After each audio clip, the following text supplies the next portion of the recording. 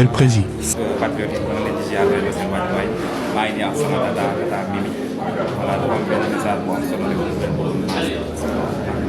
am kontaan te ñëw tey bokk ci combat bi pour vraiment fal suñu candidat dès le premier tour li mu laaj nag mooy taxawaay ku ne jëli sa carte mobilisation générale benn bés lañ ci mobiliser mooy le 25 ñu teg Sénégal sur la voie du changement avec notre candidat incha allah. merci beaucoup kontaan nañ trop. voilà sama gars yi maa ngi am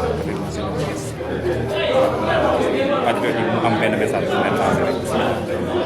waaw patriote yi et quand je dis patriote je ne passe donc Sénégalais yoo xam ne ay patriote tey jii nag yow taxaw defar xeexal sa réew moom boppam dafa jot changement am